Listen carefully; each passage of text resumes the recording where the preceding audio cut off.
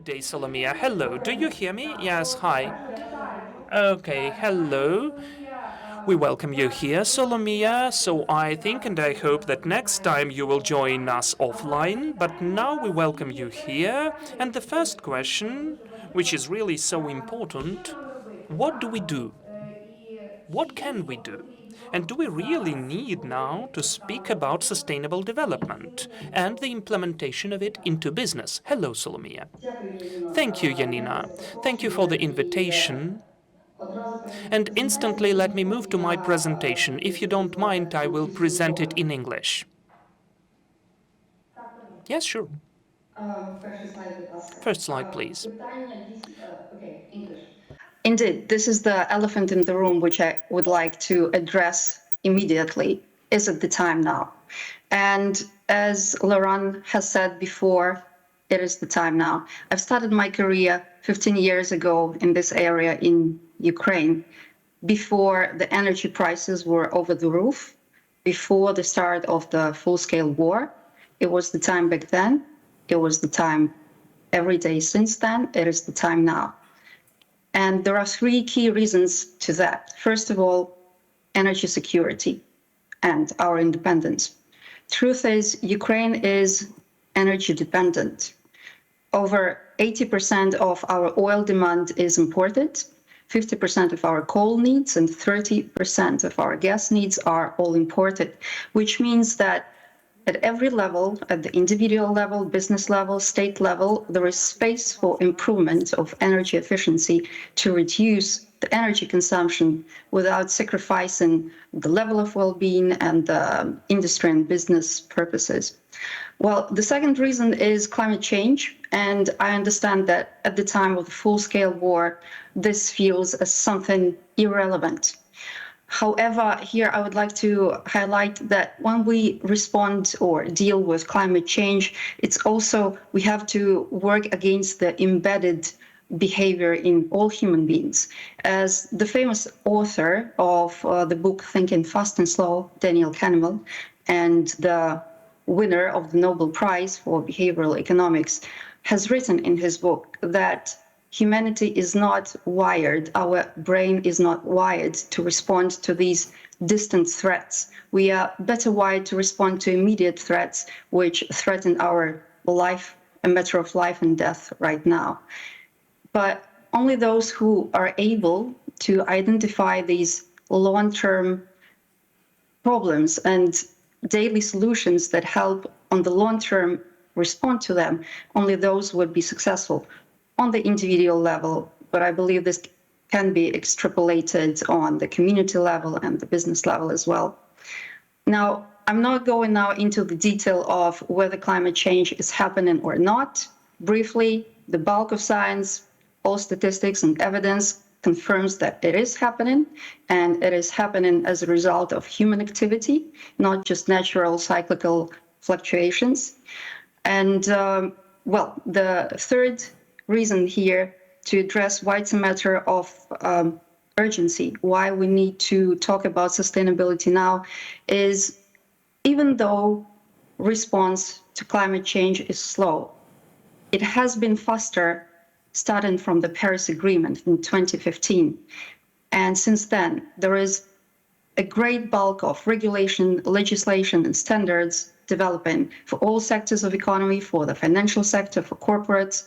And whether we like it or not, this is happening in key jurisdictions in the EU, in US, in other jurisdictions, and this will be influencing Ukraine through the supply chain. Next slide, please. On this slide, just few of the evolving regulation and legislation that I have mentioned. I would like to focus on two briefly: the TCFD, the Task Force for Climate-Related Financial Disclosures. The recommendations of this voluntary standard is quite broad and applicable to any corporate in any industry and to financial sector, which makes it easy to implement. Also, this is one of the largest networks. Over 3,000 corporates have subscribed to it.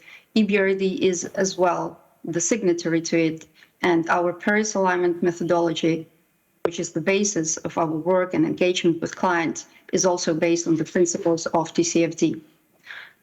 Next slide, please.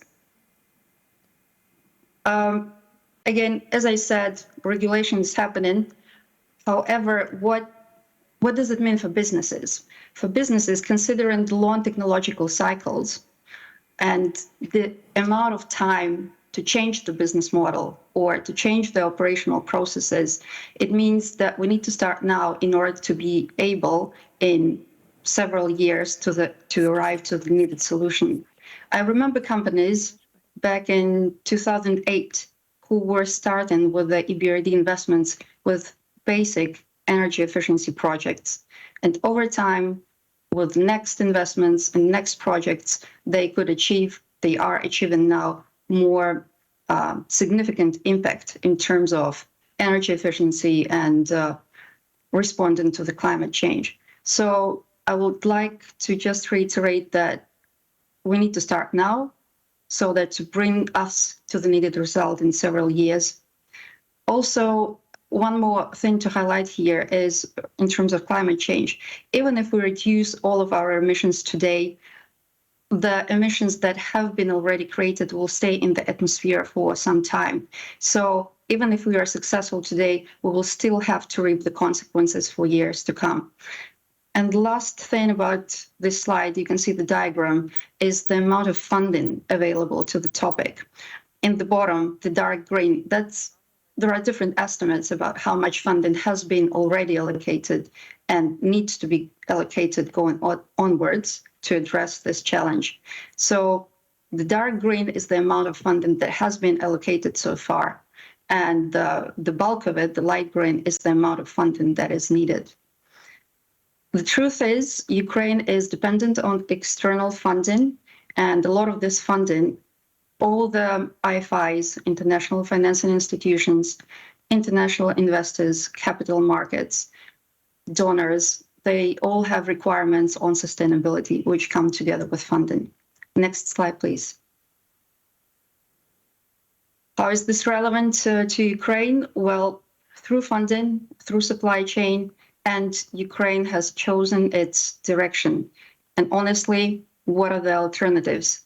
So if you look at all of the papers, the document that was developed with the World Bank, with the EU and Ukraine on the rapid damage and needs assessment, it highlights the topic of rebuilding back better, meaning along the lines of sustainability. Our accession to EU means we need to align our legislation along the environmental and other sectoral laws and regulation that is existent in EU. And Ukraine has itself implemented the needed commitments to move in this direction. So that will inevitably affect businesses. Big businesses have a bigger role to play as exporters, as they have more resources, human capacity to address this challenge. Also, they can deliver bigger impact, both in absolute terms, in energy reduction and carbon emissions reduction, but also they can influence their supply chain. Next slide, please. Now, how can EBRD support Ukraine and businesses and the topic of sustainability? I would like to remind that sustainability has been the core mandate of the EBRD since its establishment. Over time, this mandate reflected in development of more policies and more financial products, some of them and technical assistance to our clients. And we have been partnering and continue to partner with donors to enable these investments at larger scale. EBRD has been supporting Ukraine from day one of the full-scale war with emergency package to address critical infrastructure, critical energy security, liquidity, and trade finance. And EBRD is now proposing to increase its capital to be able to support Ukraine going onwards at the rebuild and recovery stage more. And this capital increase is driven primarily by the situation in Ukraine, but also by climate change. Next slide, please. So Answering, Janina, your second question, what are the EBRD's expectations from clients? I can say the following. Next slide, please. There are two key targets that guide the EBRD operations with clients in the area of sustainability. According to our latest strategy called Green Economy Transition, or GET for short, we have two main targets. 50% of our investments need to be into green sustainable assets. And the second target that is from January 1st this year, all of our transactions, direct lending transactions in corporates and in financial institutions need to be Paris aligned. Now, what does it mean to be Paris aligned? So if investments into green, this is about CapEx. Being Paris aligned might not be as straightforward as financing a renewable energy project, which is clearly green. Some projects may end up in high carbon footprint. However, as soon as they are on the trajectory of decarbonization, the EBRD is happy to support that. Therefore, for projects to be Paris aligned, for our counterparties to be climate risk resilient, EBRD engages with clients to assess their situation, to see how this project fits into the overall pathway towards decarbonization and becoming climate resilient. Next slide, please. Now, I will drill down slightly into the topic of how EBRD defines what is green, what is not. We have our own, let's say, taxonomy or GET handbook, which defines which assets are considered to be green, eligible for sustainable funding. Generally, it covers all energy efficiency, renewable energy, all common sense sectors. Next slide, please. And the GET handbook provides quantitative and qualitative criteria within these sectors. In every project, we want to see that investments lead to meaningful, quantifiable impact when it comes to reducing the carbon impact, improving the energy efficiency, and achieving other environmental benefits. Next slide, please.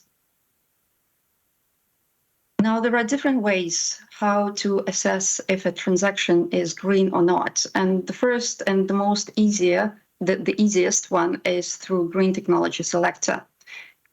This tool, basically, it's a website which demonstrates to our partner banks, to their clients, to individual retail sector investors, which technologies are green or not. What does it mean? Which technologies go beyond the national requirement in terms of energy consumption? And can we go to the next slide, please?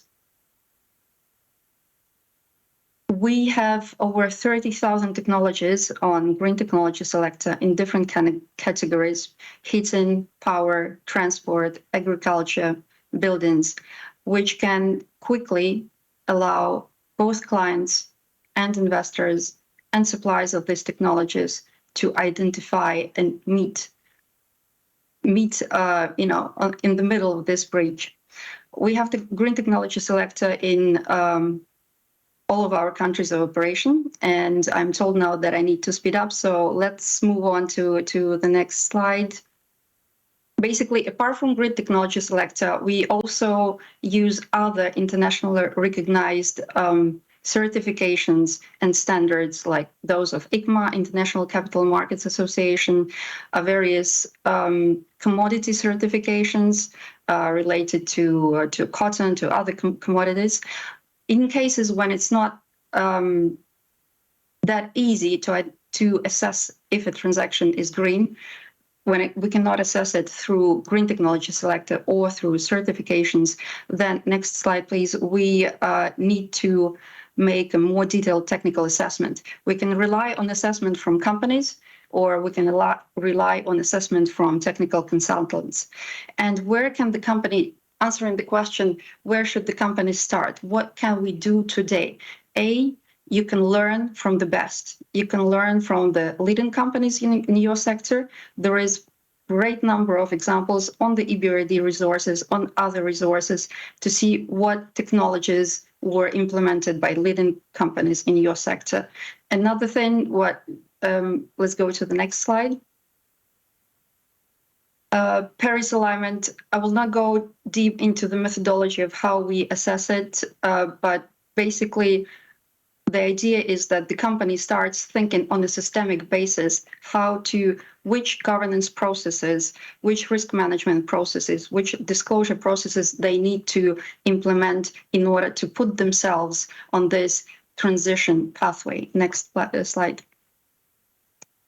So transition plans or climate corporate governance plans is something that we engage on with our clients.